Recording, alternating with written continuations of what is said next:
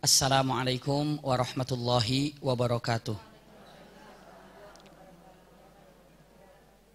Innal hamdalillah nahmaduhu wa nasta'inuhu wa nastaghfiruhu wa na'udzu billahi min syururi anfusina wa min sayyiati a'malina.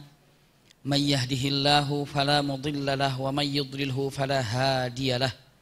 Ashhadu an la ilaha illallah wahdahu la syarikalah taqriran bihi wa tauhidan wa ashhadu anna Muhammadan abduhu wa rasuluhu amma ba'du.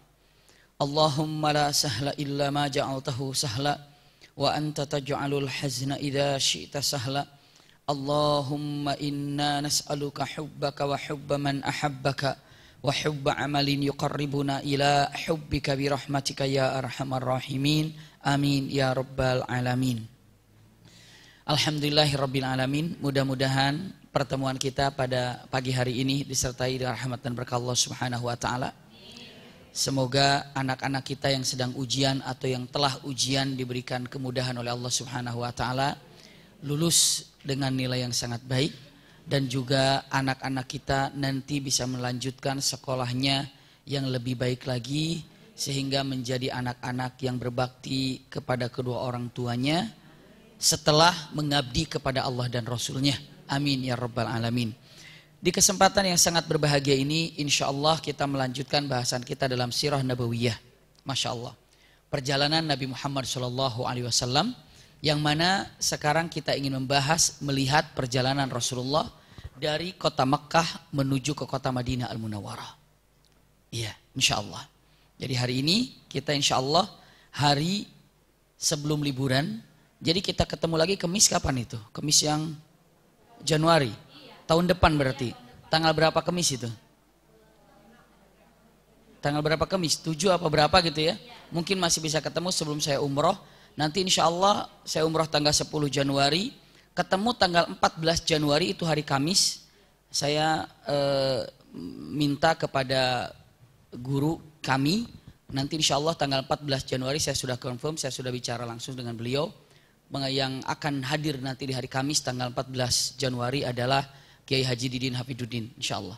Iya, itu udah mulai berat banget itu. Jadi saya pengen Rumil ini kelas-kelasnya sudah diangkat ke MUI, ke Basnas semuanya. Jadi sudah tidak yang huahehe lagi. Saya sudah musyawarah dengan Mbak Vera.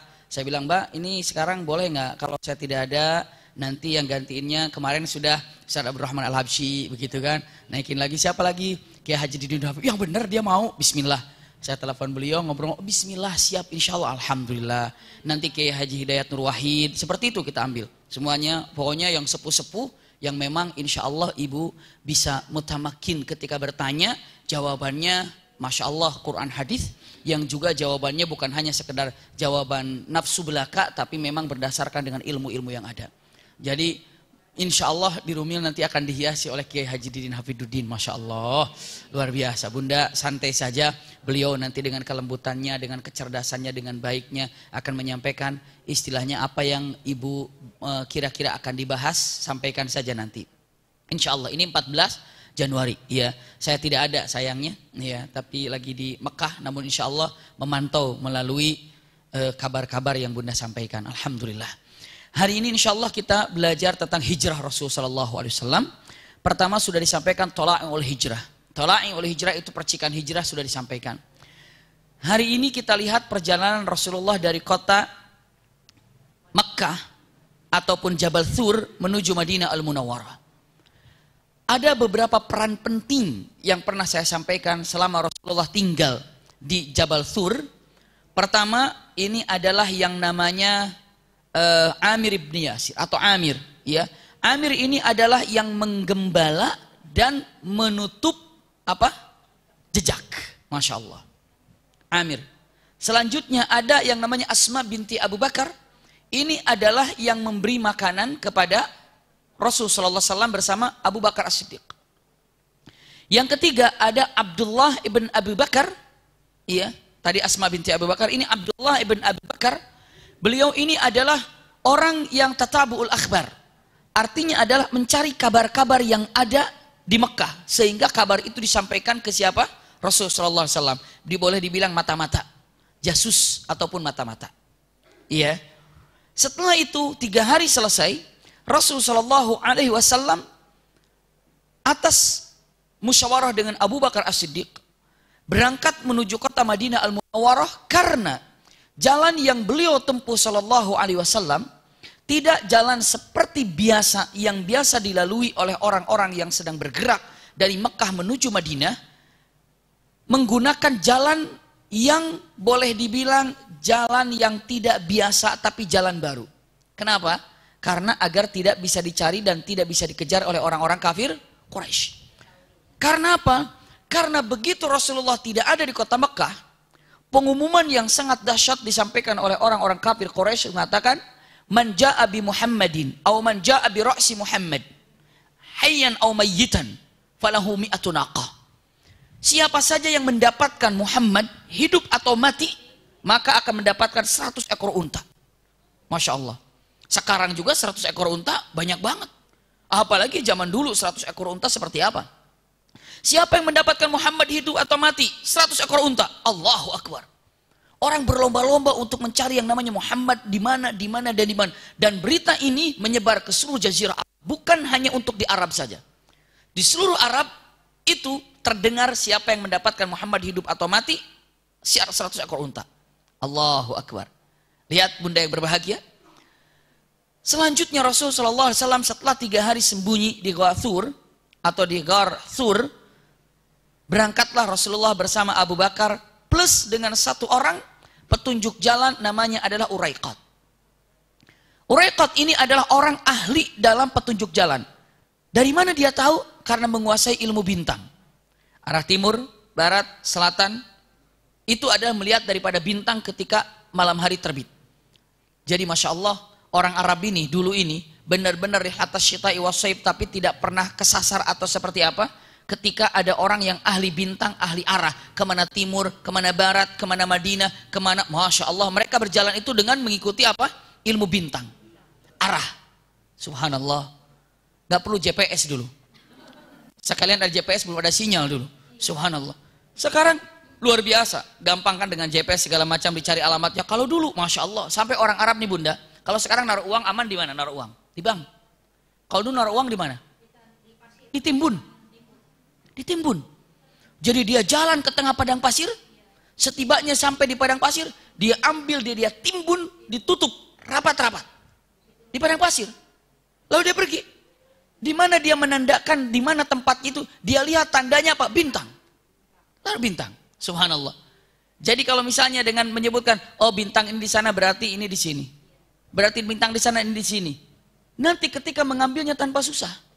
Insya Allah kita mah kalau naruh di padang pasir lupa. Sebelah mana ini ya? Sebelah mana ya? Orang kita mah bukan nyari-nyari bintang, nyari-nyari tempat yang ditimbun. Orang yang pernah datang ke rumahnya aja ke teman kita, sebelah mana sih belokannya? Perasaan dulu rumah kamu di sini, rumah kamu sebelah mana sih? Sebelah, bingung. Tapi orang Arab tidak. Kenapa? Dia sangat tahu di mana letaknya, apa? Tempat yang disembunyikan itu. Masya Allah. Ini dia, luar biasa bunda. Ya. Jadi kalau dibilang orang Arab tuh bodoh, orang Arab tuh nggak ngerti, punter, orang Arab tuh pintar, cerdas. Iya bunda. Kenapa dikatakan bodoh? Kenapa dikatakan jahiliyah itu? Kenapa? Mau tahu alasannya? Orang Arab zaman itu dikatakan zaman jahiliyah, itu alasannya satu. Karena apa? Karena mereka tahu Rasulullah benar tapi tidak diikuti. Itu saja. Mereka tahu yang benar tapi tidak diikuti. Mereka tahu dia berada di jalan yang salah tapi dia berada kekeh di dalam jalan tersebut yang salah. Maka dikatakan jahiliyah. Jujur saya tanya sama bunda, pernah nggak kita tahu itu salah tapi masih dikerjakan? Jahiliyah itu. Jahiliyah. Iya, bunda tahu ini adalah kewajiban yang harus dikerjakan tapi tidak dikerjakan. Jahiliyah. Subhanallah. Benar bunda, itulah jahiliyah. Jahiliyah itu bukan jahiliyah itu orang yang punten-punten, orang yang kuno, orang yang bodoh. Tidak bunda, cerdas pintar. Mungkin bunda nanya, oh jahiliyah itu selalu membunuh anak-anak, bayi kecil, perempuan. Kalau lahir langsung diinjak, dibunuh, dimatiin, gitu kan? Saya tanya sekarang, zaman dulu, sekarang boro-boro perempuan, laki aja dimatiin sekarang. Bayi diaborsi, subhanallah. Diaborsi. Ya qarrabatnu dalam hadis Rasulullah SAW, suatu saat nanti, kata Rasulullah, suatu saat nanti kiamat itu sudah sangat dekat ketika banyak orang membelah perutnya. Maksudnya apa? Menggagalkan janin yang ada dalam perutnya. Sekarang kalau mau aborsi, pilih-pilih laki perempuan apa enggak? Hajar saja. Kalau dulu zaman Rasulullah SAW ataupun zaman jahiliyah nggak ada sistem aborsi. Tunggu lahir, perempuan bunuh, laki-laki hidup. Kalau sekarang laki perempuan habis, belum keluar udah dikeluarkan. Mana lebih jahiliyah kira-kira? Sekarang ngaku juga. Iya. Ya ngaku kita ini benar, kita zaman jahiliyah. Dulu zaman jahiliyah tuh paling terkenal itu jago gulat. Kalau udah jago gulat, jago tojos, apa namanya? Jotos, tojos lagi. Jago tinju, jago jotos, jago pukul, jago berantem, itu terkenal. Dulu zaman jahiliyah. Sekarang, punten-punten, orang jago gulat terkenal nggak sekarang? Itu yang jago tinju terkenal nggak sekarang? Sama aja nggak sama berantem itu? Siapa yang terkenal sekarang? Iya. Terkenal di Indonesianya siapa? Ada Indonesia. Di luar negerinya ada. Pokoknya jago berantem itu dulu terkenal. Sekarang juga terkenal nggak? Terkenal, sama aja bunda. Dulu zaman jahiliyah orang yang paling jago jogetnya terkenal. Sekarang terkenal. Joget itu, joget ini, joget itu, joget merpati, joget patong, joget segala macam. Subhanallah. Tapi luar biasa. Yang sekarang ini merpati ya belum diciptakan memang. Tapi maksudnya berbagai macam binatang dijadiin apa? Joget-jogetnya. Saya nggak paham tuh ada joget apa. Tapi apa? Terkenal. Nah zaman jahiliyah dulu orang yang jago seperti itu terkenal. Dan sekarang pun bisa jadi terkenal gara-gara itu. Naudzubillah. Iya. Jadi sekali lagi dikatakan jahiliyah. Kenapa? Karena mereka tahu itu adalah benar tapi tidak diikuti. Mereka tahu itu salah tapi musirrun ala khati'atih. Dia tahu salah tapi dia kekeh di dalam kesalahannya. Itu jahiliyah. Jujur bunda, ada nggak sifat jahiliyah dalam hati ini? Ada ya? Boleh dibuang ya? Iya, buang. Oh ini salah ini. Saya nggak mau di sini lagi. Buang. Oh ini benar nih, kenapa saya nggak mau mengerjakannya ya? Saya nggak mau jahiliyah, kerjakan. Masya Allah. Selanjutnya, berangkat Rasulullah SAW bersama seorang namanya Uraiqah. Kenapa harus Uraiqah? Uraiqah tahu jalan. Emang Rasulullah nggak tahu jalan menuju Madinah? Tahu. Kenapa sekarang harus pakai Uraiqah? Punten, jawabannya adalah karena Uraiqah adalah ahli ilmu bintang yang akan menunjukkan arah kemana saja untuk dituju. Rasulullah SAW berangkat ke kota Madinah tidak jalan seperti jalan yang biasanya. Dia ini beda arahnya. Arahnya berbeda.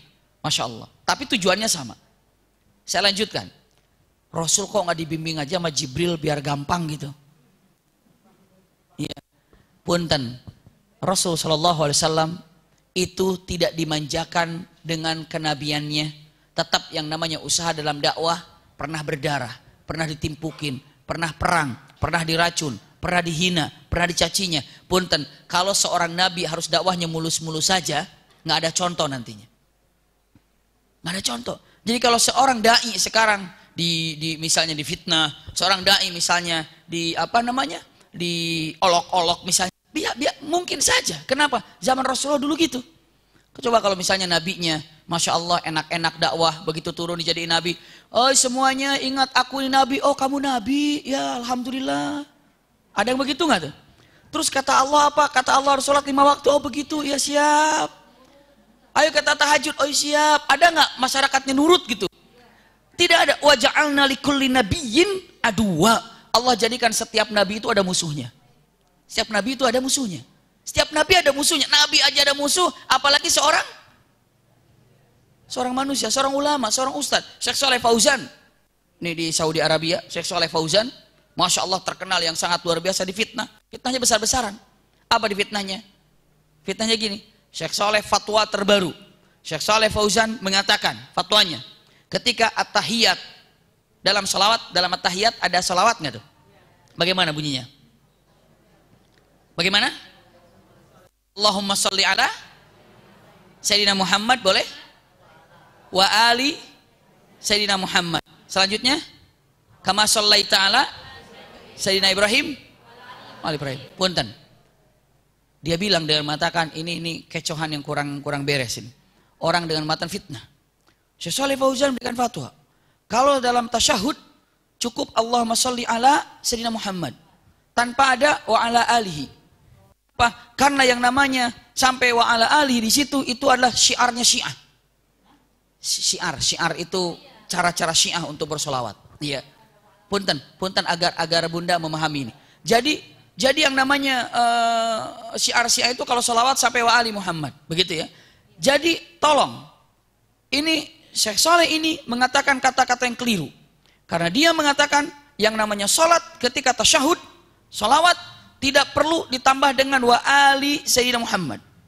Kenapa? Karena kalau ditambah wa ali Sayyidina Muhammad itu adalah syiarnya Syiah. Bisa dipahami ini? Berarti kalau salawat begini nanti ketika syada la ilaha illallah syada Muhammad Rasulullah Allahumma sholli ala Sayyidina Muhammad. Sudah selesai. Tidak ada wa ala ali Sayyidina Muhammad. Kan wa ala ali Sayyidina dan untuk keluarganya Muhammad. Begitu kan? Wah, menyebar sampai diposting foto semuanya digambarkan. Sampai orang punten. Siapa sih yang tidak mencintai keluarga Rasulullah? Iya kan? Maka begitu, ini ulama begini banget sih. Masa sih kita salah selama ini kita sholat Allahumma sholli ala Sayyidina Muhammad wa ala ali Sayyidina Muhammad. Keluarga wah ini ulama salah ini. Semua akan bilang begitu. Ternyata apa? Punten. Perkataan itu Syekh Shalih Fauzan bukan mengatakan ketika sholat lagi begini ngaji ini, lagi ngaji begini, ngaji. Nanya, Syekh, bagaimana kalau kita sholawat begini? Allahumma, bagaimana kalau kita bersolawat seperti ini? Allahumma sholli ala Sayyidina Muhammad wa ala ali Sayyidina Muhammad. Bagaimana? Syekhnya bilang, jangan. Kenapa?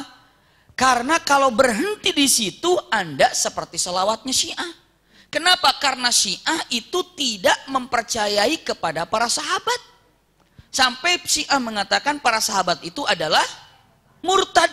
Maka Anda harus sholawat Allahumma sholli ala Sayyidina Muhammad wa ala ali Sayyidina Muhammad wa ala ali wa ashabihi. Gitu maksudnya. Saya ulangi lagi.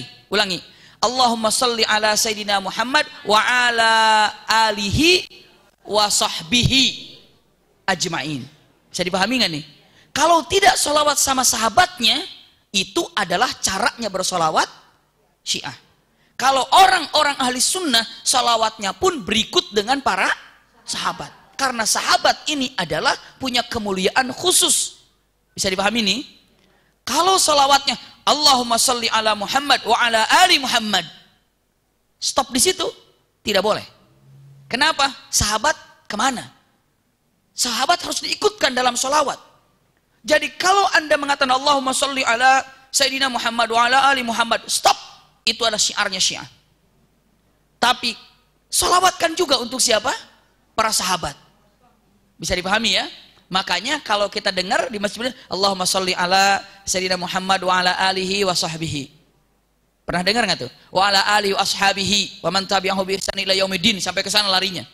Tapi punten, kalau yang namanya Syiah salawatnya sampai keluarganya saja. Kenapa? Karena tidak mengatakan kalau sahabat itu beriman. Mereka mengatakan sahabat seperti Abu Bakar, seperti Umar, seperti Utsman, seperti yang lainnya itu adalah termasuk orang-orang yang murtad. Bisa dipahami Bunda? Maka Syekh Shalih Fauzan mengatakan, ya Syekh, gimana kalau ada orang salawat Allahumma sholli ala Sayyidina Muhammad wa ala ali Muhammad? Oh jangan, lanjutkan wa sahbihi. Kalau hanya di situ saja, Anda tidak bisa. Bisa dipahami ini ya? Itu ketika sholat apa bukan? Bukan. Ketika Anda mau sholat silakan. Langsung diambil oleh Syiah untuk menanamkan kebencian kepada Syekh Shalih Fauzan dengan mengambil kata-katanya, nih ketika Anda tasyahud sholat, bisa dipahami nggak nih? Bisa dipahami Bunda nggak nih? Kalau bisa dipahami, nilai plus buat Bunda, Masya Allah. Luar biasa. Kenapa? Hal seperti itu yang banyak diolok-olok ataupun di apa? Di apa namanya? Di fitnah. Na'udzubillah. Ngeri sekali. Subhanallah. Ngeri sekali. Jadi kalau sudah seperti itu, nah kadang-kadang di apa namanya? Dikacau balaukan dengan pemahaman-pemahaman yang ada. Dari dulu juga demikian. Kita aja punten bikin majelis. Dulu kan majelisnya yang mengatakan syahidnya Sayyidina Husain. Gitu kan? Langsung dibilangnya, wah, jangan-jangan nih Syiah nih. Jangan-jangan Syiah punten. Padahal ingin menerangkan bagaimana sebenarnya hakikatnya kebenaran yang ada. Bisa dipahami nggak Bunda? Jadi kalau misalnya Bunda dengan mengatakan, ini yang namanya kita bahas tentang masalah macam-macam khamar. Tahu macam-macam khamar? Macam-macam minuman keras. begitu diterangkan agar ibu tidak terjebak dengan makanan haram itu. Bukan berarti yang menerangkannya minum khamr. Bisa dipahami bunda? Ibu mengatakan zat-zat yang ada kandungan daging babinya atau lemak babinya ini dalam obat ini, dalam kosmetik ini, dalam makanan ini, dalam es krim ini, dikasih tahu kan? Biar apa tuh dikasih tahu? Supaya tahu itu. Bukan berarti yang menerangkannya suka makan itu kan? Seperti itu. Justru untuk ketahuannya demikian. Iya. Diterangkan masalah seperti itu untuk menjelaskan apa sebenarnya tentang Siffin, tentang Jamal, tentang Karbala, untuk lebih mengerti. Tapi beberapa orang yang punten-punten, mungkin orang nggak tahu bagaimana, dibilangnya itu pengajian di rumahnya Bimaki itu, di Masjid Salman itu pengajian Syiah itu. Ada kesana larinya. Astagfirullahaladzim. Iya, kenapa coba demikian? Iya, gara-gara bahas itu. Padahal bahas itu seperti untuk membahas agar kita tidak terjerumus dalam hal itu. Namanya orang ya, lihat Syekh Shalih Fauzan aja gitu kan. Imam Syafi'i aja difitnah. Imam Syafi'i pernah difitnah. Iya, naudzubillah, dengan fitnah yang sangat dahsyat. Maka punten, hal seperti itulah maka dikatakan kata-katanya tabayyun, ataupun dengan mengatakan apa yang sebenarnya untuk diketahui. Seperti inilah yang ada. La haula wala quwata illa billah. Saya lanjutkan. Makanya sekarang judulnya dikatakan di sampingnya itu Syiah bukan Islam gitu kan. Lihat nggak itu tulisannya sekarang? Lihat biar tahu dulu Syiah bukan Islam.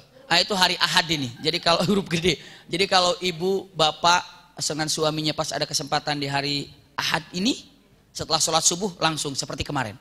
Setelah sholat subuh langsung mulai. Jadi nggak nunggu-nunggu waktu lama lagi. Jadi setelah sholat subuh langsung. Kalau kemarin kan pas sholat subuh langsung, terus ada yang mu'alaf kan waktu itu kan, masuk Islam gitu. Saat nanti setelah sholat subuh kita mulai tanpa ada acara-acara, langsung mulai. Ya, selesai jam 6 kira-kira.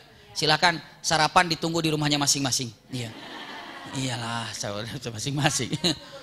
Tapi alhamdulillah ada yang datang ke sana bawa makanan, masya Allah luar biasa. Nyaman, jazakumullah khair. Yang bawa ke sana untuk dibagikan kepada Jamal, alhamdulillah. Ya, jazakumullah khair. Saya lanjutkan bunda. Lihat berangkatlah siapa ini? Rasulullah SAW bersama siapa? Uraiqah dan Abu Bakar. Perjalanan Rasulullah dengan Abu Bakar dan Uraiqah itu, masya Allah, perjalanan yang sangat-sangat istilah apa? Sulit untuk dijalankan. Kenapa? Pertama, jalan bukan biasa yang dilalui. Yang kedua, harus hati-hati karena banyak mata-mata yang akan melihat. Oh, mata-matanya tajam sekali. Di mana nih adanya? Di mana nih letaknya? Bunda perhatikan.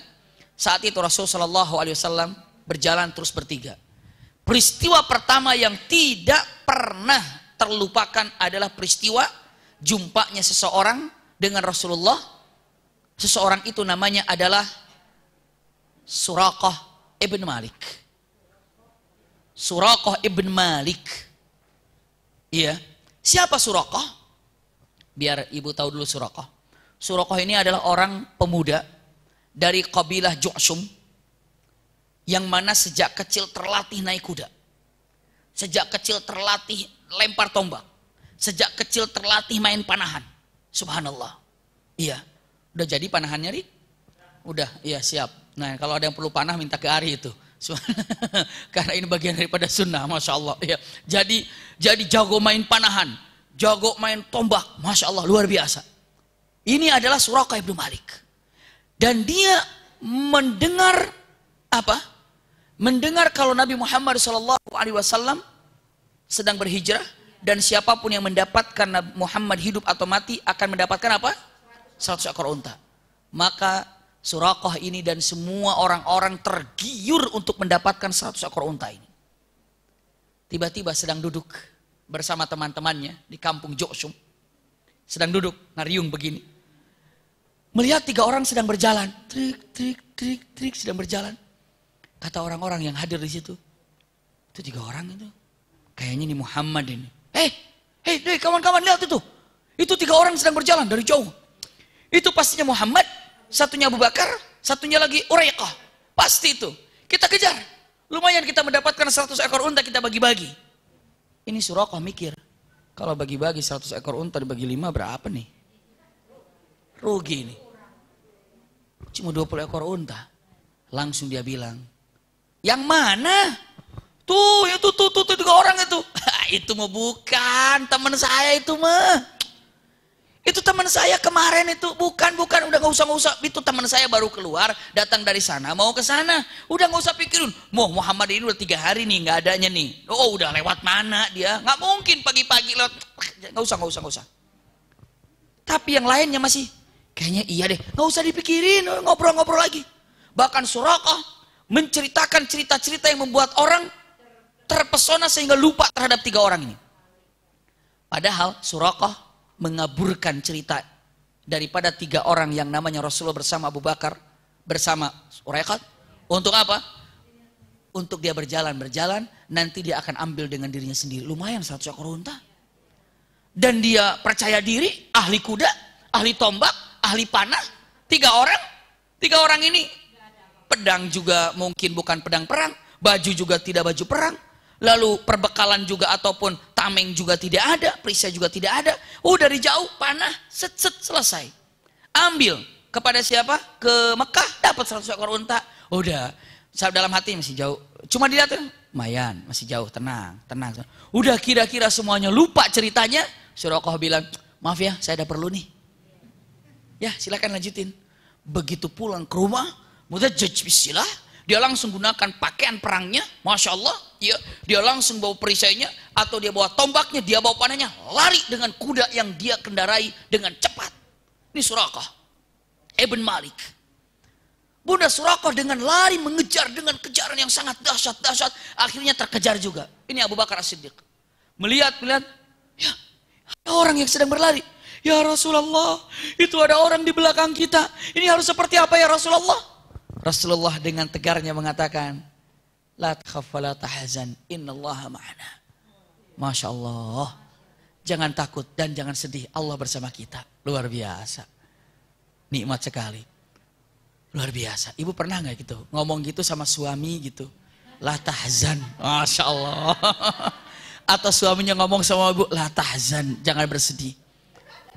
Kalau kita nih Pak, bagaimana Pak nih, beras sudah habis. Masya Allah, listrik belum dibayar, ini mobil belum diperpanjang, la tahzan mah 500 juta nih, itu pasti la tahzannya.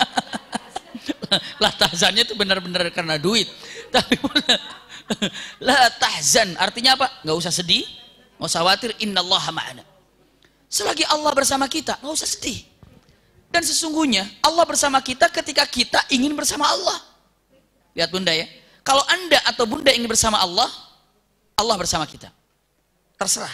Bunda ingin bersama Allah, tenang. Ketika ibu menyebut Allah subhanahu wa ta'ala, menyebut nama Allah, Allah menyebut nama kita. Allahu Akbar. Udhkuruni adhkurukum. Kata Allah, ingatlah padaku, aku ingat kepadamu. Seperti itu. Yakin itu.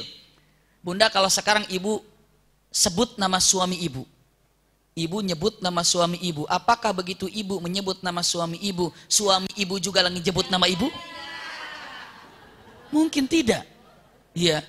Tapi kalau nyebut Allah, ya Allah, Allah nyebut nama kita. Pasti itu. Adhkuruni adhkurukum, adhkuruni adhkurukum. Masya Allah. La tahzan innallaha ma'ana. Santai Abu Bakar, Allah bersama kita. Allah ini nggak mungkin membiarkan kita santai saja. Bagaimana perjalanan-perjalanan yang dikejar. Nabi Musa dikejar oleh Fir'aun, selamat. Subhanallah. Nabi Muhammad pun dikejar oleh Suraqah Ibn Malik, lihat kejadiannya. Sedang berjalan, semakin dekat, mendekat, sampai qadra rumhin. Artinya apa? Ini yang namanya Suraqah kalau melemparkan tombak, itu kena langsung. Iya, ataupun memanah itu sudah bisa kena. Suraqah, punten, dia langsung berdiri di atas kuda. Maksudnya kan kuda tuh ada buat kakinya, Di atas apa namanya ya? Kalau pedal, ya, kalau di mobil seat postnya diambil, dia berdiri, subhanallah, untuk menghantamkan apa? Tombaknya sudah siap. Tiba-tiba Rasulullah hanya memandangnya ke belakang dan berdoa mengatakan, Allahumma kfinahu bima syi'ta wa kaifa syi'ta. Ya Allah, Allahumma kfinah, ya Allah, jaga kami. Cukup engkau yang menjaga kami. Bima syi'ta wa kaifa syi'ta. Terserah engkau dan mau diapakan juga terserah engkau ya Allah. Ini kata-kata yang sangat hebat. Maknanya Allahumma kfinahu bima syi'ta wa kaifa syi'ta. Ya Allah, lindungi aku dari orang tersebut dibagaimanakan terserah engkau, dan secara apapun terserah engkau. Dengan bagaimanapun, dengan cara apapun terserah engkau. Itu semua diserahkan kepada siapa? Allah Subhanahu wa ta'ala. Allahumma kfina, ya Allah tolong aku dari orang itu. Bima syi'ta, dengan apapun engkau caranya. Wa kaifa syi'ta, dan seperti apapun engkau melindungi aku, terserah. Masya Allah. Itu adalah yang disampaikan oleh siapa? Rasul sallallahu alaihi wasallam. Wa kaifa syi'ta. Tiba-tiba bunda apa yang terjadi? Begitu kuda ini sedang berjalan dengan kerasnya, tiba-tiba kaki depannya ambles ke depan. Bayangkan bunda kalau naik motor lagi ngebut, rem depan. Apa yang kejadian? Cungkel. Persis ini kuda tiba-tiba berhenti kaki depannya dan ngejungkel, dan namanya Suraqah, bluk bluk bluk bluk jatuh. Dan Rasulullah berjalan terus. Rasulullah tidak melihat lagi, terus jalan. Ini Suraqah kesakitan, berdiri lagi. Suraqah, waduh, 100 ekor unta nih. Naik lagi. Subhanallah. Kuda lagi, berjalan lagi. Sudah siap-siap, qadar rumhin. Rasulullah melihat lagi. Allahumma kfinahu bima syi'ta wa kaifa syi'ta. Jatuh lagi. Subhanallah. Lihat bunda. Kalau kita disakiti oleh orang lain, ataupun terzolimi, ataupun apa saja bunda. Apa saja. Lihat, saya sampaikan. Ada beberapa tingkatan. Orang terzolimi ini bebas mau berdoa apa saja kepada orang yang menzoliminya. Bebas bunda. Makbul doa orang yang terzolimi ini. Sampai Rasulullah SAW mengatakan, orang yang terzolimi itu hati-hati makbul doanya, walaupun orang yang dizoliminya itu adalah orang kafir. Doanya makbul, hati-hati. Mentang-mentang bisnis dengan orang kafir, mumpung orang kafir ini kita tipu aja. Hati-hati. Terzolimi orang itu berdoa kepada kita apapun makbul. Hati-hati. Walau kana kafiran, walaupun orang kafir kalau sudah terzolimi makbul doanya. Hati-hati bunda. Iya. Kalau ada orang terzolimi doanya bebas apa saja. Mau mendoakan jelek silahkan. Nggak apa-apa. Kalau dibilang nggak apa-apa silahkan. Karena ada beberapa dalil yang menyatakan seperti itu walaupun itu rugi. Walaupun itu rugi. Contohnya apa? Ada beberapa contoh yang ada. Ini terjadi kepada sahabat di zaman Umar ibn Khattab. Saya agak sedikit lupa nama sahabat ini. Namun yang jelas di zaman Umar ibn Khattab, kalau tidak keliru Amr bin As atau siapa, ya, atau jadi pemimpin, atau Umar bin Khattab, Sa'ad bin Abi Waqqas, iya, kayaknya Sa'ad bin Abi Waqqas menjadi seorang waliul amr ataupun jadi salah seorang gubernur. Tiba-tiba dikunjungi oleh oleh Umar bin Khattab. Kata Umar bin Khattab, bagaimana kamu wahai Sa'ad untuk mengurus semua masyarakat di sini? Kita baik-baik saja. Lalu Umar bin Khattab bertanya kepada masyarakat yang ada, wahai masyarakat, bagaimana kepemimpinan beliau ini? Sa'ad bin Abi Waqqas bagus apa tidak? Semua bilang, oh beliau orang hebat, orang jujur, orangnya keren, orangnya mementingkan masyarakat daripada keluarganya. Pokoknya cerita bagus semuanya. Tiba-tiba ada satu orang, ya Amirul Mukminin, apa yang diomongin sama masyarakat itu bohong. Dia itu nggak begitu, dia itu mempentingkan dirinya daripada keluarganya, dia itu nggak berbuat adil, dia itu nggak berbuat bagus, terus. Kaget, loh, kenapa kamu ngomong barusan? Nggak tadi bicaranya? Ya saya nggak enak mau ngomong. Kenapa? Tadi kan banyak orang, dan mereka itu bicara begitu karena takut sama Sa'ad. Coba kamu tanya sama Sa'ad, panggil Sa'ad, orangnya sudah nggak ada. Ya Sa'ad sini. Saya dengar kalau kamu itu selalu mementingkan diri sendiri dan keluargamu daripada masyarakat. Dan saya dengar kamu tuh selalu tidak berbuat adil. Berlinang air mata Sa'ad. Ditolimi nggak itu? Difitnah nggak itu? Ya Rob, lihat. Kalau memang aku melakukan kesalahan seperti itu, ampuni aku. Tapi jika aku terzolimi, jadikan orang yang memfitnah aku ini adalah usianya panjang, tapi berada dalam kesusahan. Itu dikatakan Sa'ad. Dan Umar bin Khattab tahu, dan Umar bin Khattab diam. Melihat daripada ini, punten. Beberapa ulama dengan mengatakan, silahkan. Kalau orang terzalim bebas, cuman rugi doa ampuhnya dipakai itu. Iya. Kok sahabat bilang, yes, ini masalah kepemimpinan, kenegaraan. Umar yang nanya. Kalau sahabat kan amalannya banyak banget ya. Ketika melakukan itu yang memfitnah, silahkan. Kenapa? Ini masalah kepemimpinan, masalah adil dan tidak adil. Makanya kalau seandainya aku tidak adil, ampuni aku. Tapi kalau ada orang yang memang memfitnah aku dengan seperti ini, panjangkan usianya tapi jangan sampai ada dalam kebahagiaan. Susah. Bisa dipahami Bunda? Umar bin Khattab wafat. Utsman bin Affan wafat. Di zaman Ali bin Abi Thalib, orang itu masih hidup. Dan usianya sudah 100 tahun lebih. Tapi susah hidupnya. Anaknya, subhanallah, meninggal lagi. Sampai dia hitung hidupnya sebatang kara. Sudah sepuh, terseok sana, seok sini. Enggak itu, orang cuma kasih makan. Saya misalkan, ini sudah memutih semuanya. Lalu penasaran. Seorang sahabat, kalau tidak keliru Ali bin Abi Thalib yang bertanya, mengatakan, kenapa kamu ini sampai sebegininya? Dijawab dengan mengatakan kata-katanya apa? Yang diucapkan oleh dia, aku ini jadi begini karena doanya Sa'ad. Karena doanya Sa'ad. Bisa dipahami Bunda?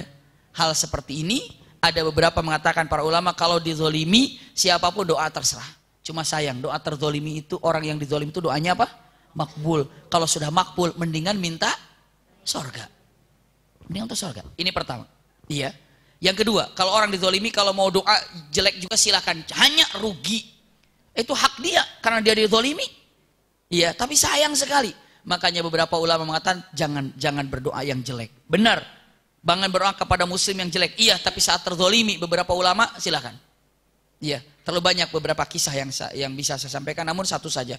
Yang kedua, kalau terzolimi, kalau tidak bisa, kalau sanggup, saya nggak mau berbuat doa jelek, nggak mau. Tapi apa?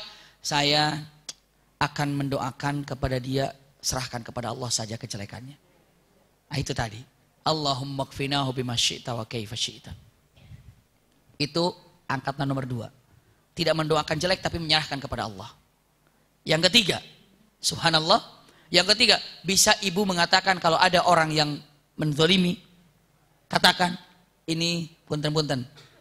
Qaulu salama, yang baik-baik. Misalnya dengan mengatakan, ya Rabb, sadarkan dia, berikan hidayah dia. Seperti itu lebih baik. Itu lebih baik. Tapi situasinya harus seperti apa? Kalau orang sudah nodong begini pakai pistol, sudah mentusuk, ya Allah kasih hidayah, dia ambles gitu. Ya Allah lindungi aku dari dia, terserah engkau seperti apa jalannya. Seperti yang dilakukan Rasulullah SAW. Tapi ketika di Taif tidak ada pembunuhan saat itu, hanya penzoliman, dilempar batu segala macamnya. Rasulullah tidak, ya Allah lindungi aku dari orang Taif, tidak. Tapi dengan mengatakan kata-katanya, punten apa? Allahumma gfir lahum, ya Allah ampuni mereka. Fa innahum, sesungguhnya mereka qaumun yajhalun, mereka orang yang tidak tahu siapa aku. Bisa dipahami Bunda ya? Jadi tiga derajat ketika Bunda mau terzolimi seperti itu, apa yang bisa dilakukan, lakukanlah. Tapi alangkah baiknya, punten, walaupun seperti apa, yang ketiga tadi, atau yang ke-1, kedua, ketiga, tetap harus bisa memaafkannya. Memaafkan. Jatuh Suraqah ibnu Malik. Setelah jatuh Suraqah ibnu Malik, apa yang dia lakukan? Naik unta lagi, naik kuda lagi. Sudah berapa kali jatuhnya nih? 2 kali. Ketiga kali sekarang jatuh lagi 3 kali. Sama. Lumayan juga kalau jatuh berguling-guling 3 kali ya pegal juga. Sementara sudah jauh mengejar. Jadi begitu jatuh Rasulullah tetap jalan. Dia siapin lagi bajunya semuanya, kejar lagi, jatuh lagi. Setelah jatuh dia siapin lagi bajunya semuanya, kejar lagi, jatuh lagi. Beberapa riwayat 2 kali, ada yang mengatakan 3 kali. Namun silahkan kita renungkan perkataan ini. Setelah dia jatuh yang kesekian kalinya, berpikir, saya ahli berkuda, kenapa mesti jatuh? Saya ahli dalam memanah, dalam menombak. Tapi pun bagaimana mau nombak sebelum nombak jatuh? Berarti ada yang melindungi Muhammad ini. Kalau sekali jatuh nggak apa-apa. Tapi kalau 2 kali, 3 kali jatuh berarti apa? Ada yang melindungi Muhammad. Pertanyaan dalam hatinya, berarti yang melindungi Muhammad pasti adalah Tuhannya dia. Berarti Tuhannya dia itu jago banget, keren banget, luar biasa. Bahkan ini dalam hati siapa? Suraqah. Jangan-jangan ntar saya nggak bisa balik ke rumah nih. Kenapa? Dijegal juga sama Tuhannya Muhammad di belakang. Mulai ketakutan. Aduh gimana saya nggak bisa balik ini? Udah di tengah padang pasir. Kalau saya nggak bisa balik gimana ceritanya nih? Maka dia ketakutan. Sekarang ngejar Nabi Muhammad tapi bukan untuk membunuh. Tapi apa? Minta dijagain. Hebat. Dia naik kuda lagi. Dia kejar lagi Nabi Muhammad SAW. Dia kejar lagi. Saat dikejar Rasulullah sudah melihat lagi dari belakang. Sudah melihat. Wah ini sudah mulai ngejar lagi nih. Kalau tadi gayanya dengan tombak begini, sekarang gayanya sambil teriak, Muhammad, al-aman, al-aman, al-aman. Kata-katanya gitu. Muhammad, tenang, aman, pokoknya aman, gak bakal diapa-apain, aman, pokoknya aman. Padahal dirinya yang ketakutan. Subhanallah. Muhammad al-aman, Muhammad al-aman, Muhammad al-aman. Rasulullah SAW berjalan deh. Katanya aman ya Abu Bakar, kita sebentar tunggu. Datang, pupuk-pupuk, dia datang, turun dari kudanya. Muhammad, tenang, aku gak bakalan berbuat apa-apa. Kata Rasulullah, iya, siapa kamu? Jawab, saya Suraqah ibnu Malik. Kabilah mana? Saya kabilah Ju'shum. Ngapain kamu ke sini? Saya ingin membunuhmu. Tapi kenapa kamu nggak jadi bunuh saya? Nah itu dia, saya jatuh 3 kali. Subhanallah. Terus kamu mau membunuh saya kenapa? Kamu benci aku. Kamu punya urusan denganku. Aku nggak punya urusan dengan kamu, aku nggak benci kamu, enggak. Terus kenapa kamu membunuh saya? Aku ingin 100 ekor unta Muhammad. Jujur dia. Memangnya kenapa? Siapa yang mendapatkan kamu hidup atau mati 100 ekor unta? Nah, saya pengen 100 ekor unta itu. Tapi, nah itu dia, saya jatuh 3 kali. Nah, itu dia. Kata Rasulullah, terus kamu mau ngapain? Ada satu hal yang ingin saya pinta, dan satu hal lagi yang ingin saya minta juga kepada kamu. Atau 2 hal. Kata Rasulullah, apa yang kau inginkan? Pertama, saya ingin tanya dulu. Tuhanmu terbuat dari apa? Jago banget itu. Dan saya minta satu saja Tuhanmu. Saya ingin tahu Tuhanmu dari apa? Hebat, jago banget. Sampai saya ini nggak pernah jatuh 3 kali. Minta Tuhanmu ya Muhammad. Coba pengen tahu Tuhanmu mana. Ditaruh di mana, saya pengen lihat. Hebat banget Tuhanmu itu. Kalau ditanya begitu kira-kira ibu jawab apa tuh? Islam. Iya. Rasulullah SAW menjawab mengatakan bingung. Turun Jibril alaihissalam mengatakan, ya Rasulullah jawab seperti yang dijawab oleh kepada Raja Konstantinopel. Dengan mengatakan kata-kata apa? Qul huwallahu ahad. Allahus samad. Lam yalid wa lam yulad wa lam yakul lahu kufuwan ahad. Subhanallah. Oh itu Tuhanmu? Iya. Kata Suraqah. Yang kedua ya Muhammad.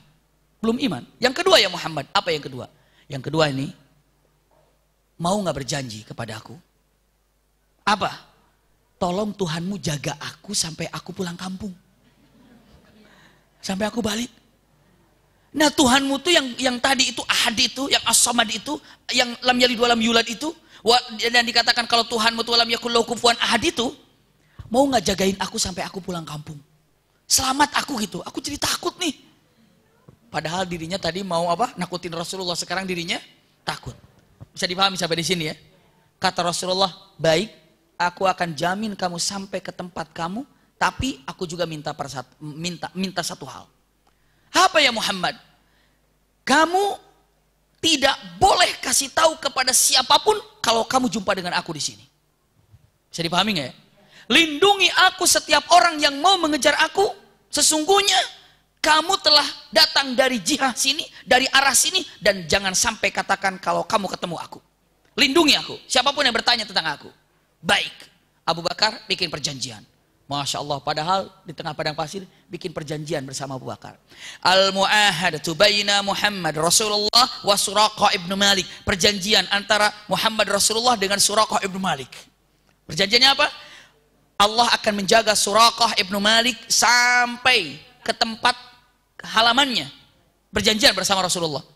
Yang kedua, dan Suraqah tidak akan pernah membocorkan rahasia ini. Dan Suraqah tidak akan pernah membiarkan orang lain lewat situ. Karena akan dibilang kalau tidak ketemu dengan Nabi Muhammad. Tanda tangan, cek selesai. Nggak tahu tanda tangannya kayak apa. Selesai. Iya. Pokoknya sepakat, simpan. Kata Suraqah, aku yang bawa kertas ini ya Muhammad. Silahkan. Disimpan di bajunya. Jalan. Begitu Suraqah mau jalan, kata Rasulullah, ya Suraqah. Ya Suraqah. Melihat lagi. Ada apa Muhammad? Kaifa anta ya Suraqah. Sedang berjalan. Mau pergi. Rasulullah melihat. Suraqah. Suraqah melihat ke belakang. Ada apa Muhammad? Kaifa anta ya Suraqah. Wa biadaika siwarai kisra minadh dhahab. Ini kata-katanya begini. Suraqah. Saya terjemahkan bebas. Suraqah. Bagaimana mungkin engkau akan membunuhku? Sementara engkau nanti akan jadi pasukanku. Dan engkau akan mengenakan gelangnya. Punten, Nazirwan. Gelangnya Raja Romawi. Kaifa anta Suraqah wa biadaika siwarai Kisra. Kisra itu Raja Romawi. Bagaimana engkau wahai Suraqah akan memerangi aku, membunuh aku. Sementara nanti engkau akan jadi pasukanku dan engkau nanti akan berperang bersama orang-orang Romawi dan kita akan menang dan gelang Romawi itu akan berada di tanganmu ya Suraqah. Kata siapa? Rasulullah. Suraqah mengatakan, ini orang nggak beres ini. Tapi sempat jawab juga, Raja Nazirwan ya Muhammad, maksudnya Raja Nazirwan itu. Kata Rasulullah, iya. Ya sudah, naik. Karena nggak terlalu digubris ya sudah, jalan saja Suraqah. Saya sampaikan lu Suraqah ini, biar bunda tahu dulu Suraqah. Tahun demi tahun, 10 tahun, setelah 7 tahun, 8 tahun, 9 tahun, 10 tahun, Rasulullah punten menguasai kota Mekah. Iya kan? Dan yang tidak beriman yang di Taif pun itu menjadi tawanan. Ternyata Suraqah lagi di Taif waktu itu. Ditawan Suraqah ini. Suraqah ditawan. Setelah Suraqah ditawan, jadi tawanan, dia bicara kepada para sahabat Rasulullah. Saya ingin jumpa dengan namanya Muhammad. Siapa kamu ingin jumpa dengan Muhammad? Bilang sama Muhammad, aku adalah orang yang pernah ada perjanjian antara aku dengan Muhammad. Bilang, aku ingin jumpa dengan Muhammad. Siapa? Kasih tahu Suraqah, bilang Suraqah. Rasulullah jumpa dengan orang kafir namanya siapa? Suraqah. Datang. Assalamualaikum ya Rasulullah, itu ada orang katanya ngaku dia pernah jumpa dengan kamu dan katanya ngaku ada masih lembaran-lembaran antara perjanjian engkau dengan laki-laki itu. Siapa namanya? Suraqah. Ayo Suraqah. 10 tahun yang lalu saya ketemu, suruh masuk. Begitu datang kepada Rasulullah, Muhammad ingat aku. Masya Allah, Muhammad ingat aku. Rasulullah dengan wajah gembira, wajah rindu. Ya Suraqah, wahai Suraqah, yaumu birrin wa wafa, yaumu birrin wa wafa. Suraqah, wahai Suraqah, hari ini aku akan membalas kebaikanmu. Engkau telah berbuat baik, tidak membocorkan pertemuan kita dulu. Lihat, padahal kalau sudah sampai kampung bisa aja kan, Muhammad di sono, bisa saja kan? Yang penting udah beres kan, cuma bagi-bagi ya. Suraqah tidak. Suraqah benar-benar menjaga rapat bibirnya, tidak berbicara apa-apa.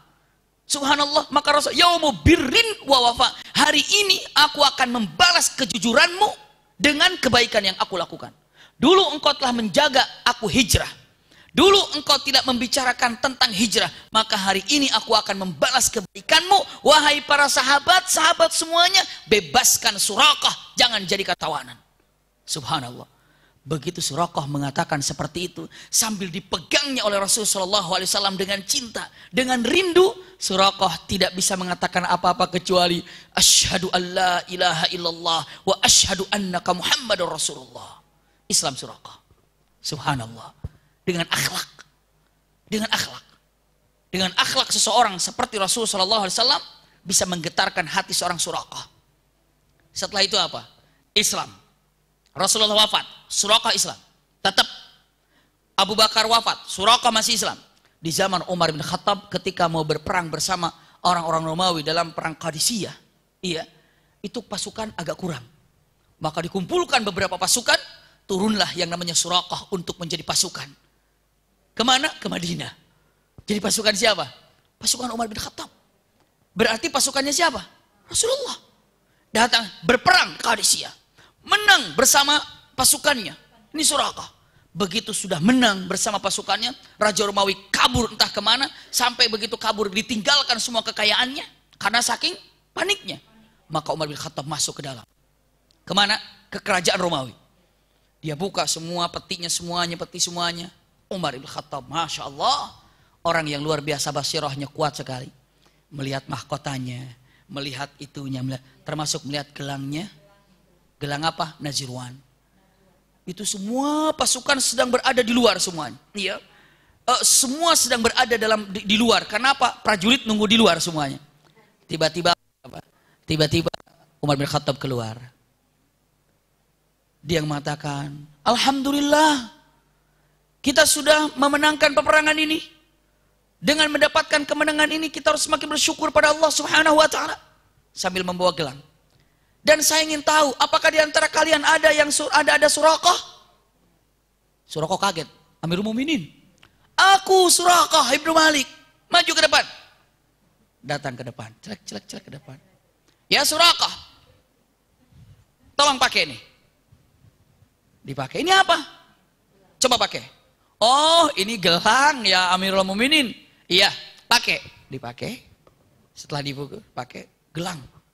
Itu kalau misalnya raja dulu tuh kan ada mahkota rajanya, ada gelang rajanya, gelang. Setelah itu, ya Suraqah, coba ke tengah sana, biar kalian bisa dilihat oleh siapa yang hadir di sana. Suraqah ke tengah, kumpulan orang-orang banyak. Setelah itu kata siapa? Kata Umar bin Khattab, ya Suraqah, angkat tanganmu tinggi-tinggi. Diangkat tangannya. Ya Suraqah, apa itu? Gelang ya Amirul Mukminin. Gelang siapa? Gelangnya Nazirwan ya Amirul Mukminin. Kamu tahu itu gelang? Tahu. Punya Nazirwan? Iya. Kata Amirul Mukminin mengatakan, ya Suraqah, tolong katakan di hadapan orang banyak apa yang disampaikan Rasulullah ketika hijrah dulu. Subhanallah. Suraqah lupa. Langsung berlinang air matanya sambil gemetar. Qala Rasulullah, sampai nangis. Kaifa anta ya Suraqah wa biyadaika siwarai Kisra. Bagaimana Suraqah akan memerangi aku sementara engkau akan jadi pasukanku dan engkau akan menggunakan siwarai, yakni ada 2 gelang miliknya kerajaan Kisra Nazirwan. Nangis Suraqah, ingat Rasulullah ketika yaumul hijrah. Allahu Akbar. Semua para sahabat, sedekah Rasulullah, sedekah Rasulullah, sedekah Rasulullah. Subhanallah. Suraqah berlinang air matanya. Umar bin Khattab pun menangis. Yang paling hebat di sini, dari mana Umar bin Khattab tahu peristiwa ini? Abu Bakar. Dari mana Umar bin Khattab? Wallahu a'lam, tidak tahu. Karena itulah kehebatan Umar bin Khattab. Basirah. Sampai Rasulullah mengatakan, kalaulah ada nabi setelah aku, maka Umar yang harus jadi nabi, tapi tidak ada nabi setelah aku. Itu Umar bin Khattab. Umar bin Khattab itu luar biasa. Umar bin Khattab. Beberapa kejadian yang namanya Umar bin Khattab ini basirahnya kuat. Karena ada basor, ada basirah. Basor itu pandangan mata. Ini kalau dengan basor, ibu melihat basor ini ini adalah susunan batu-batu, ini adalah tangga, basor nih. Ini adalah karpet begini, lampu, ini kipas angin, ini wallpaper, ini basor. Tapi kalau untuk basirah, ibu tidak katakan ini adalah taman sorga. Ketika ibu mandang basirah, ini adalah taman sorga. Kalau basor, ini adalah rumah di mana tempat kita ngaji, disebutnya rumil, karpetnya begini, tangganya begini, di depan ini karpet begini, semuanya akan dilihat, itu basor. Tapi kalau basirahnya, ibu akan, ini adalah taman sorga. Subhanallah. Basor, ibu dalam perjalanan kemari, macet, becek, nggak bisa parkir di depan, karena selip mungkin segala macam. Bahkan mungkin begitu datang, nggak ada parkir, balik lagi yuk, mungkin balik lagi. Atau dalam perjalanan macet, punten-punten. Begitu dalam keadaan seperti itu, Basor mengatakan macet, becek, tapi kalau basirahnya, ini sedang menuju surga Allah Subhanahu Wa Taala. Masya Allah. Ini adalah antara Basor dan Basirah. Umar bin Khattab basirahnya kokoh. Sampai Umar bin Khattab, ayahanda, bunda punten, ikhwah akhwat yang berbahagia, Umar bin Khattab beberapa kali atau pernah kejadian sedang di masjid, tiba-tiba ada orang yang ngaji Quran, A'udzubillahi minasyaitonirrajim, ngaji. Tiba-tiba Umar bin Khattab melihat, diam. Orang itu, ya Amirul Mukminin, engkau melarang saya ngaji? Iya, aku larang kamu baca Quran. Loh kenapa? Kamu semalam baru hubungan sama istrimu, lupa belum mandi wajib. Dari mana itu? Oh iya, maaf saya lupa. Mandi dulu. Basirah. Subhanallah. Hebat basirah. Ini luar biasa. Diasah terus. Kokoh kuat. Dengan saking kuatnya basirah, setan aja takut, iblis aja takut. Iya. Jadi kalau sedang berjalan, setan lagi jalan nih. Umar bin Khattab jalan, kata Rasulullah, la akhadha fajjan, la salaka fajjan ghair fajj Umar.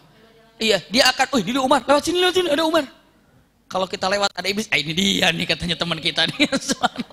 Beda kalau sama kita. Jauh aja setannya datang gitu bang. Kalau Umar makin jauh, punten. Tapi kalau sama ibu-ibu Rumil Al-Hilyah ini pada jauh setannya. Masya Allah, jauh entah kemana jauhnya. Ya, saking jauhnya jadi kangen kita. Astagfirullahaladzim. Biasanya kan gitu. Kalau jauh jadi kangen, subhanallah. Memang benar demikian. Jangan kalau sama setan, jangan. Makin jauh tuh makin seneng kalau gitu. Jauh. Iya. Saya lanjutkan. Usikum wa iyaya nafsi bitaqwallah. Suraqah. Begitulah kejadian tentang Suraqah ibnu Malik. Bisa dipahami bunda ya? Ini siapa tadi? Suraqah ibnu Malik. Masya Allah.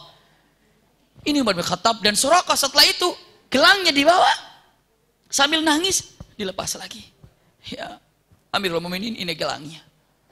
Kata Amirul Mukminin, kenapa kamu nggak bawa? Karena dalam perkataannya Rasulullah, cuma saya make doang, nggak memiliki. Hebat ya. Subhanallah, dia cuma make aja kan. Bagaimana engkau ya Suraqah akan memakai gelang? Tidak, engkau akan memiliki. Kalau memiliki, ya dimiliki. Serahkan ke Baitul Mal lagi. Kenapa? Karena Rasulullah bilang cuma memakai aja. Kan udah kalau memakai. Udah memakai mau udah, silahkan. Subhanallah. Pernah nggak ibu memakai yang bukan milik ibu? Mungkin ada kerudung ya bukan punya ibu dipakai. Mungkin ada bros yang dipinjam. Mungkin ada kacamata. Nggak apa-apa. Nggak apa-apa bunda. Seneng aja. Orang saya juga beberapa kali pakai punya orang. Subhanallah. Bukan punya kita. Nggak apa-apa. Pinjam tuh luar biasa. Saya pinjam ya sampai rusak. Itu minta itu. itu sampai rusak kalau minjamnya. Jadi la haula wala quwata illa billah, ini tentang Suraqah ibnu Malik. Saya lanjutkan. Dalam perjalanan agar nanti kita enak nyambungnya. Dalam perjalanan Rasulullah SAW Suraqah bebas. Ini kan saya ke depan ya tentang Suraqah ibnu Malik. Berjalan ada satu peristiwa yang sangat luar biasa lagi. Ini peristiwa kejadian yang sangat-sangat ajib. Ini peristiwa kedua. Peristiwa kedua berjumpa dengan seorang wanita namanya adalah Ummi Mu'bid atau sering dikatakan Ummi Ma'bad. Tapi sering diucapkan Ummi Mu'bid, insyaallah. Dengan singkat saya sampaikan. Ummi Mu'bid, siapa Ummi Mu'bid ini? Bunda lihat. Dulu sebelum ada jalan Cipularang, tol Cipularang, kalau saya mau ke Jakarta itu lewat Cianjur apa lewat mana gitu ya. Sampai istirahatnya juga bisa 2 kali itu. Lewat puncak bisa istirahat 2 kali, 1 kali. Pernah nggak dulu ngerasain tuh? Iya kan? Kalau mau ke Tasik gitu, ke Jakarta, istirahatnya 2 kali. Setelah ada Cipularang, nggak ada, cepat sekali. Punten-punten. Ini ketika istirahat, supir ini sudah sangat tahu di mana mobilnya harus istirahat. Iya kan? Langganan istirahat situ. Orang yang berjalan dari Mekah ke Madinah atau Madinah ke Mekah ada tempat istirahat namanya tempat istirahat Ummi Mu'bid. Tempat istirahat, tempat transit itu disiapkan. Apakah Ummi Mu'bid jualan? Ummi Mu'bid bukan jualan. Terus kenapa? Karena tempat disiapkan untuk orang-orang yang musafir. Untuk musafir. Kalau ada datang ke sana musafir, itu nggak pesan, Ummi Mu'bid saya pesan ini, Ummi Mu'bid saya pesan, nggak usah pesan apa. Begitu datang tamu, Ummi Mu'bid langsung menyiapkan, apa yang ada. Menyediakan makanan, susunya, minumannya disiapkan. Dan tidak ada harganya. Maksudnya ini sekian ribu, sekian ini sekian, nggak usah. Terus minum segala macam, itu hanya khidmat seorang tuan rumah kepada tamunya. Tapi nanti pas mau pulang tamunya, itu menyisihkan apa yang dia milikinya. Ummi Mu'bid makasih ya. Ini udah mengkhidmat kami. Ini silakan kasih seadanya pergi. Ummi Mu'bid hidupnya di situ. Kadang-kadang ada kasih unta, kadang-kadang ada yang kasih duit, kadang-kadang kasih apa. Itulah Ummi Mu'bid. Bisa dipahami sampai ini bunda ya? Rasulullah tiba ke Ummi Mu'bid, istirahat di sana. Ummi Mu'bid lagi di pojok, aja diam. Kata Ummi Mu'bid, silakan masuk kalau mau istirahat. Berharap yang 3 orang ini siapa? Rasulullah SAW, Abu Bakar As-Siddiq radhiyallahu anhu dan Uraiqah berharap mendapatkan apa? Jamuan. Tapi setelah itu Ummi Mu'bid cuma duduk aja. Abu Bakar, ini ada makanan ya? Dalam perjalanan jauh kita haus, kita capek, makanan habis semuanya. Hanya Abu Bakar nanya, ya Ummi Mu'bid, hal laki min tu'am? Apakah kamu punya makanan? Ummi Mu'bid sambil mengatakan, demi Allah aku tersinggung dengan perkataanmu. Kalau aku punya makanan, aku sudah bagi kalian dari tadi. Lagi musim paceklik nih, gak ada apa-apa ini. Lagi gak punya apa-apa. Sampai ini, yang namanya suamiku sudah 2 hari gak pulang-pulang. Menggembalakan kambing-kambingnya untuk bisa makan dengan baik. Saya aja dalam keadaan seperti ini, makan aja susah. Minum aja susah. Sekarang ada tamu, maaf saya gak bisa berbuat apa-apa. Gak ada makanan, gak ada minuman, apalagi susu, gak ada. Rasulullah SAW bilang mengatakan, oh gitu ya, iya. Rasulullah lirik kanan, lirik kiri, kan. Ternyata di pojok ada seekor kambing yang kurus, sakit. Lalu Abu Bakar, itu kayaknya kambing betina, iya. Tolong tanya kepada Ummi Mu'bid, itu kambing bisa kita diambil nggak susunya? Sakit, kurus, tua, kambing. Iya. Sakit, kurus, tua. Kenapa ketawa, ada yang tersinggung? Mau usah, kita bukan kambing. Kurus sakit tua, subhanallah. Itu kambing. Dibilang, ya Ummi Mu'bid, kalau boleh ini, itu kambing di pojok punya siapa? Kata Ummu bin, aku sangat tersinggung lagi sekarang. Iya. Kenapa? Itu sakit, yang kambing sakit itu, yang kurus itu, yang tua itu, kalaupun disembelih, nggak bakalan ada dagingnya. Itu hidup juga cuma begitu aja, tunggu mati. Kenapa? Maka kalau dia sehat, pastikan sudah dibawa sama Abu Mu'bid. Untuk apa? Digembala. Dia itu sakit. Lalu kata Abu Bakar, Ummu Mu'bid, maaf bukan mau diambil dagingnya. Terus apa? Ambil susunya. Lebih gila lagi. Ini ngambil dagingnya nggak ada, sekarang mau ngambil susunya. Aduh, ini udah terserah kamu mau apakan aja. Kata, ya udah terserah mau diapain aja. Ini dalam arti kata lebih tidak masuk akal lagi. Nah, ini, astagfirullahaladzim. Dengan menyebutkan, loh, mau diambil? Boro-boro mau diambil apa? Susunya, dagingnya aja nggak ada. Ya Ummu Mu'bid, boleh buat kami ambil, silakan, ambil. Subhanallah. Ya Rasulullah sudah diizinkan, baik kita ambil susunya Abu Bakar. Rasulullah berada di sampingnya. Bismillahirrahmanirrahim. Dengan berdoa Rasulullah SAW dengan memegang tangannya di perut kambing tersebut. Talab. Tiba-tiba gemuk. Dan ini disaksikan oleh Ummu Mu'bid. Waduh, gemuk nih. Subhanallah. Sampai Abu Bakar sibuk mengeluarkan air susunya. Bengong Ummu Mu'bid. Subhanallah. Mengeluarkan, diminum oleh Rasulullah, diminum oleh Abu Bakar, sudah pada kenyang, terus diambil lagi oleh Abu Bakar untuk perbekalannya. Nggak puas setelah itu Abu Bakar, ya Ummu Mu'bid turunkan semua qidr, aniyah, itu apa namanya? Wadah-wadah untuk susu, kumpulkan semuanya. Kenapa? Mumpung ada susu, dipenuhi oleh Abu Bakar As-Siddiq semua tempat yang ada, full semuanya. Sudah full semuanya, pamit. Ya Ummu Mu'bid, terima kasih, kami pamit. Ya silakan, terima kasih. Mudah-mudahan kita jumpa lagi, berangkat 3 orang. Punten, bengong Ummu Mu'bid. Bunda perhatikan, biasanya kalau tempat kosong, misalnya ini tempat kayak gelas gini, ini kan ada isinya ya. Dulu di Arab ini, kalau ada gelas isinya begini. Kalau nggak ada isinya tengkurap. Panci-panci kalau nggak ada isinya, tengkurap. Jadi Ummu Mu'bid kalau mengatakan itu tidak ada, ditengkurepin semuanya, dijajarin tengkurap. Tapi kalau ada isinya, nangkarak semua. Apa itu namanya? Ngadep ke atas semuanya. Diginiin semuanya. Berdiri semuanya. Kalau nggak ada isinya, tengkurap. Terbalik. Abu Mu'bid datang. Begitu Abu Mu'bid datang dengan keadaan susah. Karena susah. Kambing semua taruh. Ngelihat makanan semua begini. Semua pancinya itu berdiri demikian sambil tertutup pula. Kata Abu Mu'bid, Ummu Mu'bid, jangan begitu kamu. Kenapa? Jangan nipu orang. Kalau nggak ada bilang nggak ada, jangan digituin. Kayak ada isinya aja, ditutup lagi. Kata Ummu Mu'bid, ada isinya. Kamu isi pasir? Bukan. Kamu isi apa? Aku isi susu. Dari mana susunya? Dia bilang, tadi ada orang datang sini, lalu ngasih membuat seperti itu air kambing itu didoakannya atau dipegang lalu keluar air susunya semuanya sampai ini penuh semuanya. Dilihat oleh Abu Mu'bid, lengkap semuanya. Susunya nikmat, nyaman, segar. Lalu kata Abu Mu'bid bertanya, laki-laki yang datang ya, siapa namanya? Lupa dari tadi Ummu Mu'bid nggak nanya nama. Saking apanya? Saking heran terpukaunya. Ummu Mu'bid, siapa namanya? Kata Ummu Mu'bid, siapa?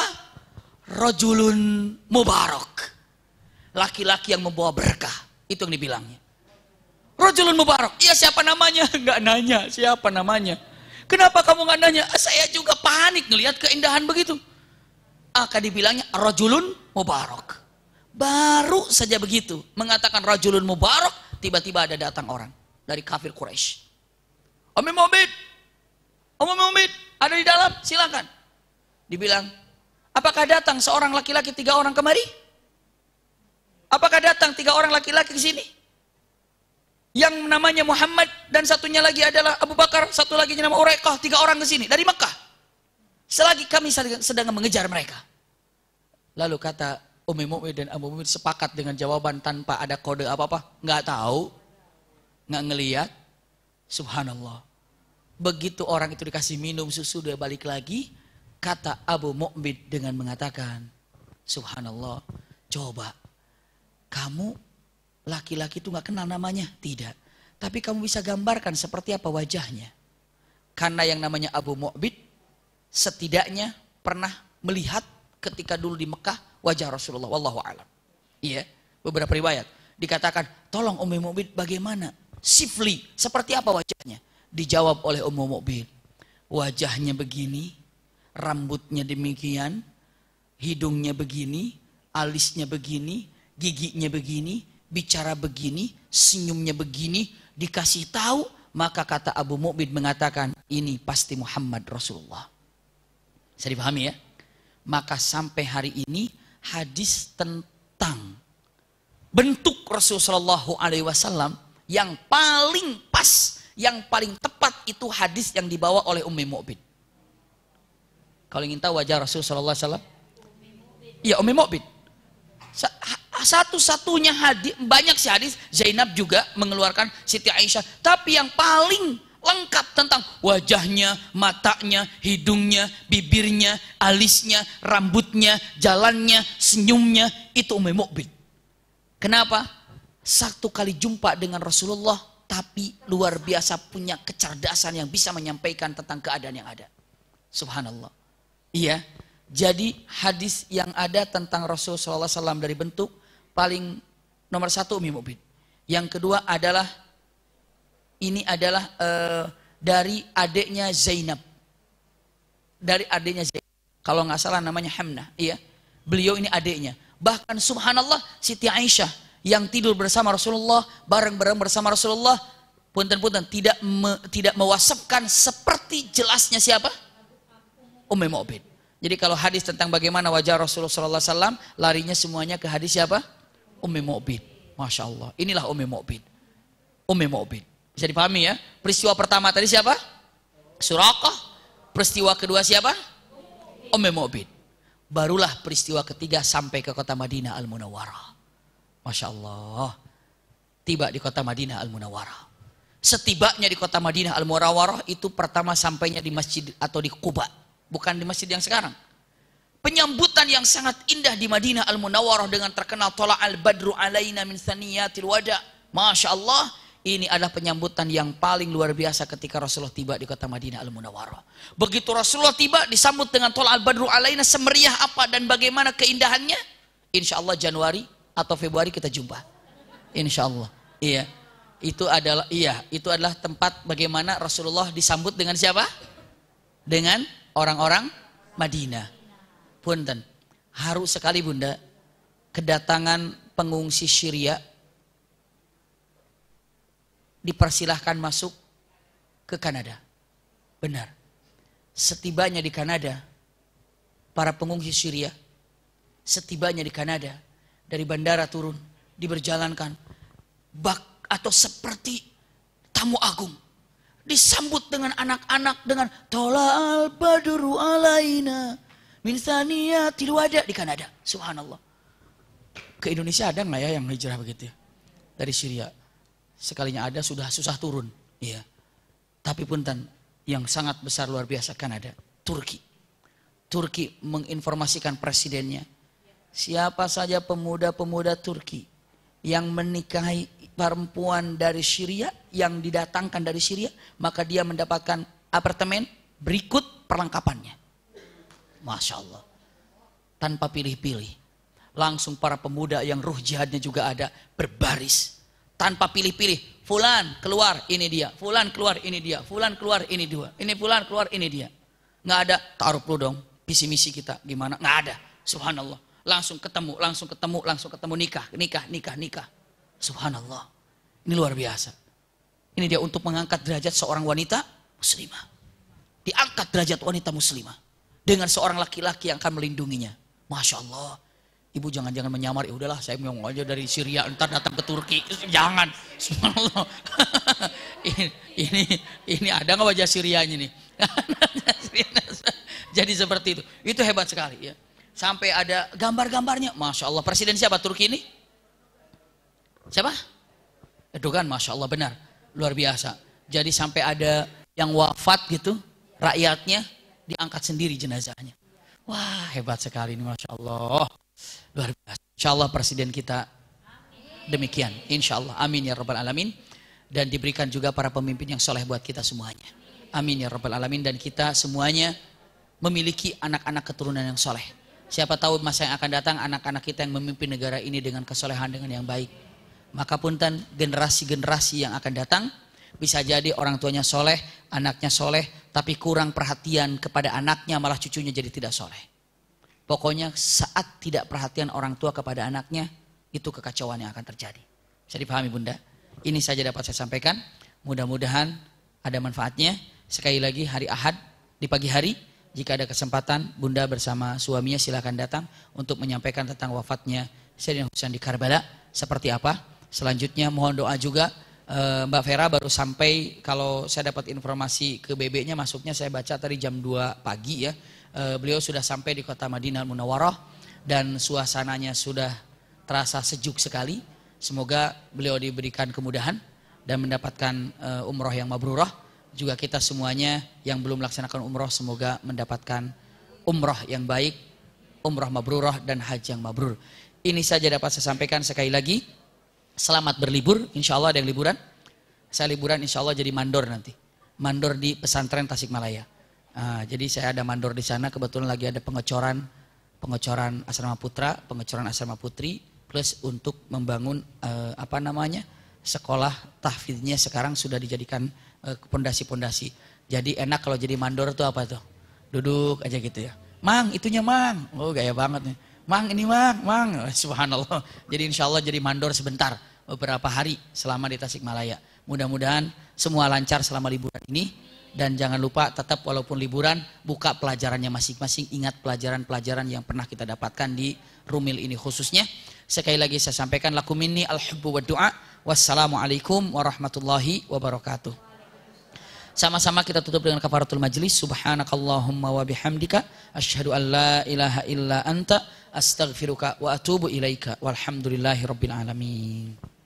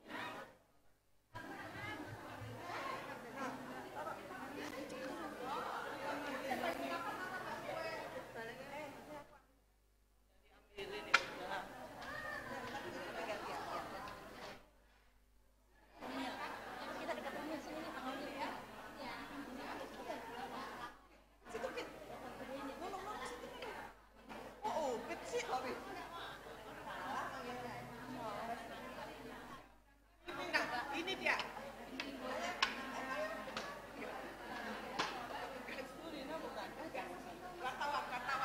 Wartawan Tempo. Wartawan Tempo.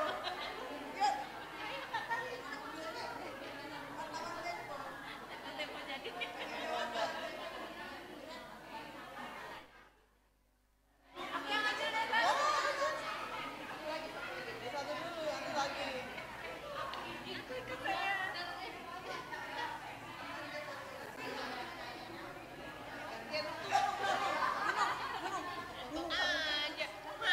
Kasihan nih.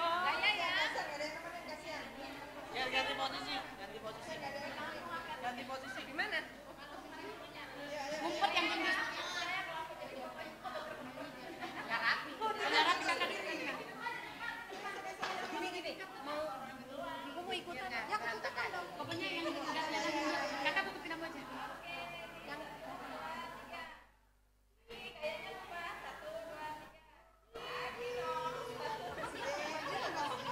Bohong ya. 1, 2, 3.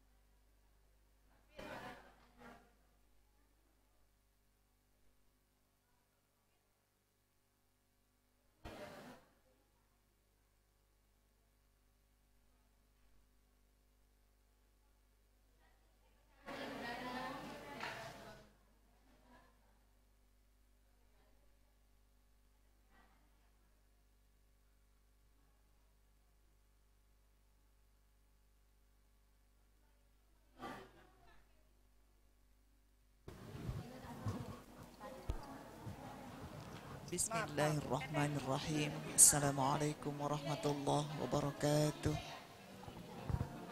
Siapa mau duluan?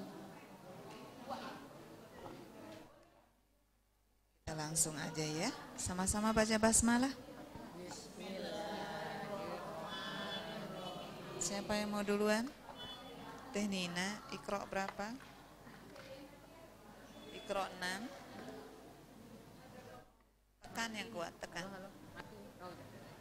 Baterainya tinggal 1. Halaman 6 Umi Iqra 6. Iqra 6 halaman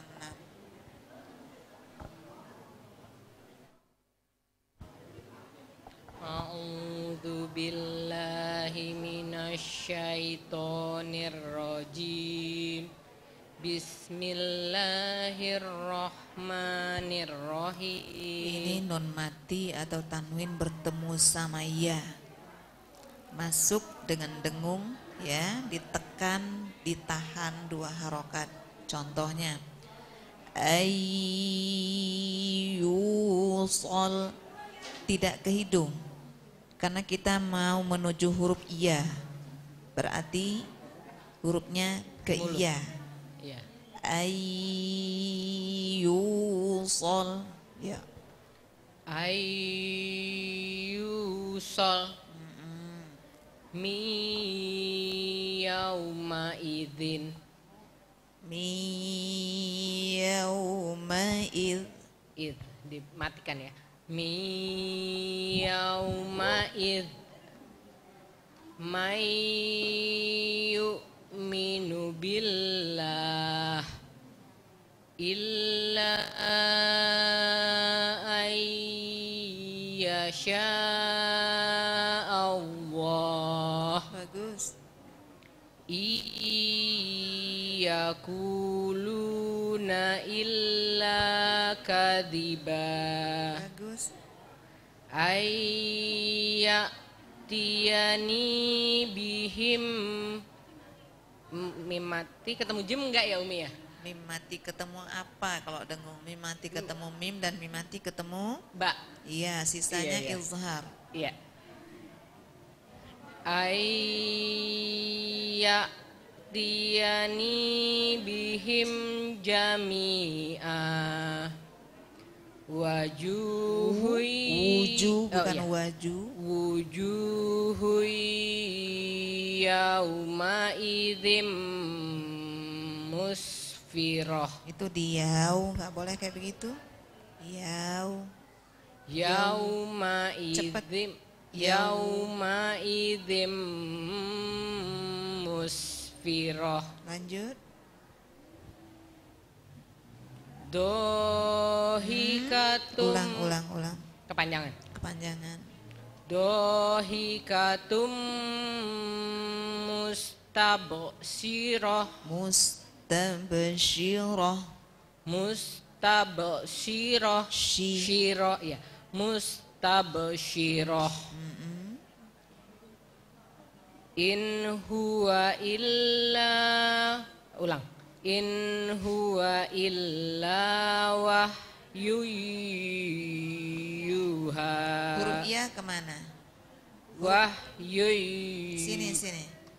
Kan hurufnya iya. Kenapa ditekuk bibirnya? Wahyu. Oh, iya. Yuha. Oh, iya. Ulang. Wahyu yuha. Allamahu syadidul quwa.